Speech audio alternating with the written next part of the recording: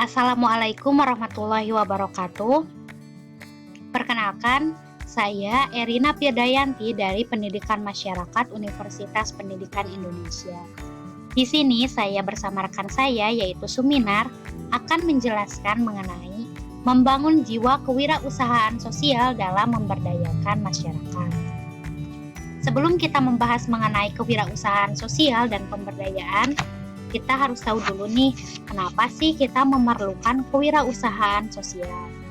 Adapun beberapa alasannya yaitu yang pertama, kewirausahaan sosial mulai memegang peran penting terhadap sektor perekonomian di Indonesia yang dapat menjadi sarana pokok di dalam membangun sektor ekonomi kreatif dan inklusif.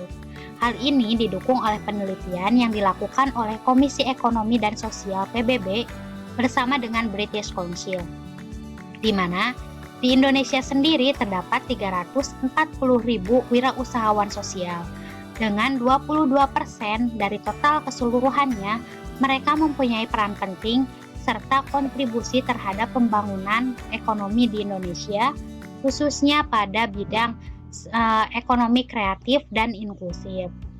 Yang kedua, menaiknya angka kemiskinan di Indonesia. Berdasarkan data BPS, pada bulan Maret 2020, Indonesia mengalami kenaikan kemiskinan, yaitu dengan 9,78% atau tepatnya 1,63 juta orang. Hal ini tentu dipengaruhi oleh berbagai faktor. Salah satu faktornya yaitu pengangguran, di mana Indonesia mengalami kenaikan pengangguran, sedangkan lapangan pekerjaan di Indonesia sangat terbatas.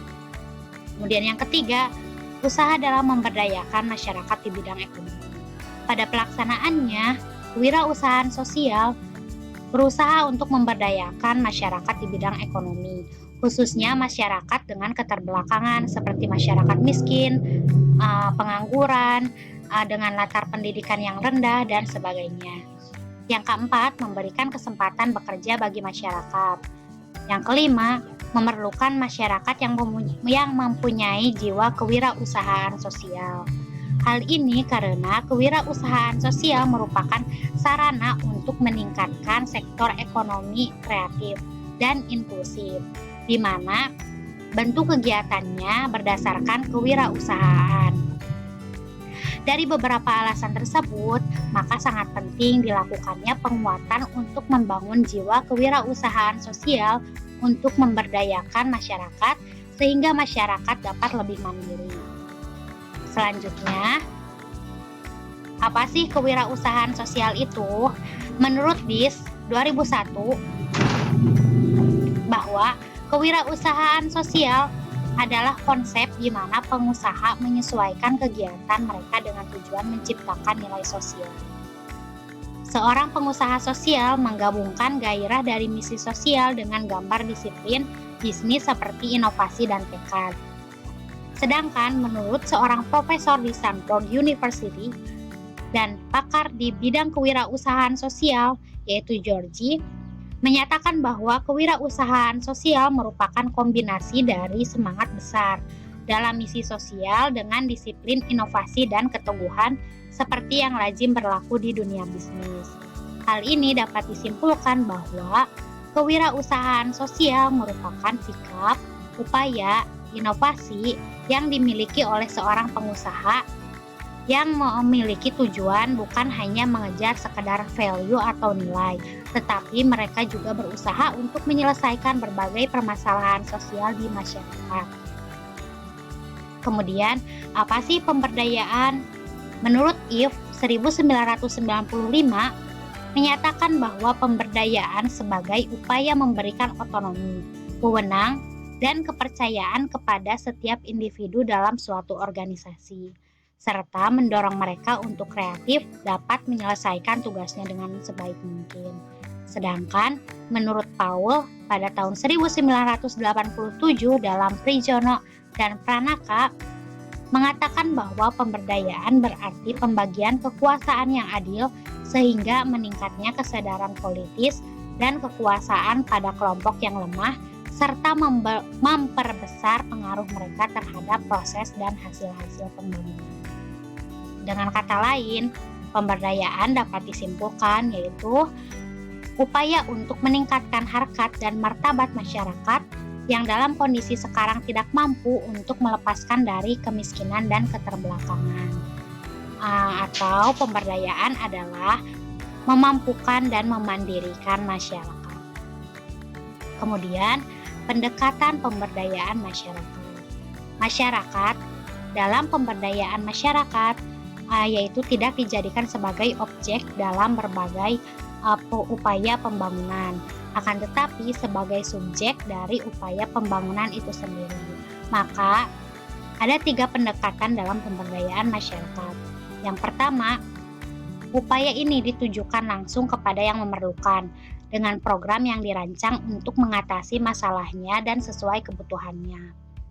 Hal ini dengan kata lain bahwa pemberdayaan masyarakat ini dikhususkan untuk masyarakat yang mempunyai masalah sosial atau seperti keterbelakangan, seperti miskin, pengangguran, pendidikannya rendah, sehingga standar kehidupannya dapat naik dengan diadakannya pemberdayaan masyarakat. Yang kedua, harus langsung mengikutsertakan atau bahkan dilaksanakan oleh masyarakat yang menjadi sasaran. Ini merupakan partisipasi masyarakat, sehingga saat kita melakukan pemberdayaan masyarakat, perlunya partisipasi masyarakat. Apabila partisipasi masyarakat aktif, maka keberhasilan pemberdayaan masyarakat akan tinggi. Begitupun sebaliknya. Yang ketiga, menggunakan pendekatan kelompok. Karena secara sendiri-sendiri masyarakat miskin sulit dapat memecahkan masalah yang dihadapinya. Pendekatan kelompok ini sangat relatif dan sangat efektif dan efisien pelaksanaannya. Karena apabila kita melakukannya secara individu-individu, maka pemecahan permasalahannya akan semakin luas dan akan semakin lama. Maka pendekatan kelompoklah yang efektif untuk digunakan dalam pemberdayaan masyarakat. Selanjutnya akan dijelaskan oleh rekan saya yaitu Suminar.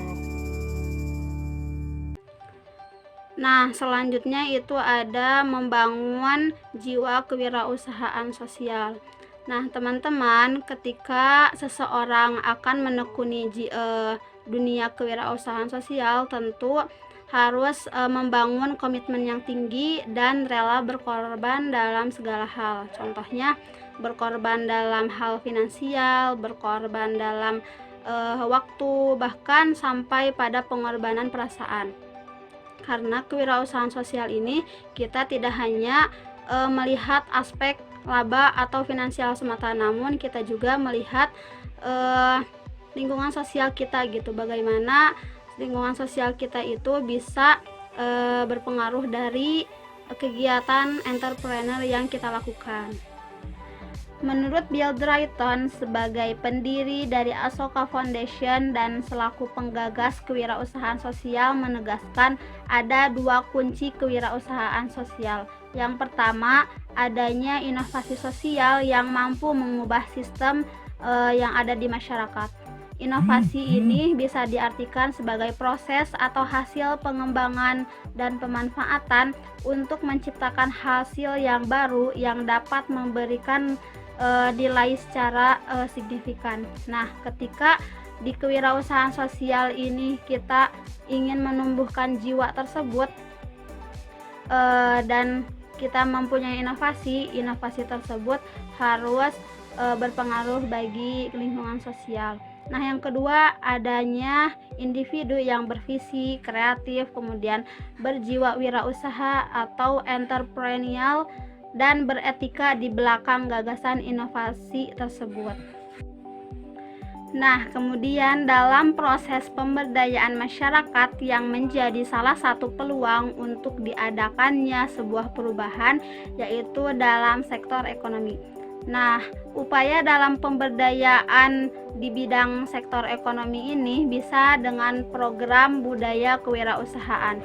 Nah, budaya kewirausahaan ini kenapa harus dilakukan terlebih dahulu? Yaitu karena tujuan awal dari budaya kewirausahaan ini, yaitu untuk meningkatkan minat warga masyarakat dalam berwirausaha serta memudahkan warga masyarakat memahami konsep-konsep dasar dalam kewirausahaan. Nah, ketika budaya kewirausahaan itu sudah terbangun dalam jiwa masyarakat, maka akan dengan mudah melakukan pemberdayaan atau perubahan di dalam sektor ekonomi. Nah, kemudian untuk menumbuhkan budaya kewirausahaan tersebut bisa dilakukan dalam penyelenggaraan lomba-lomba yang berkaitan dengan kewirausahaan.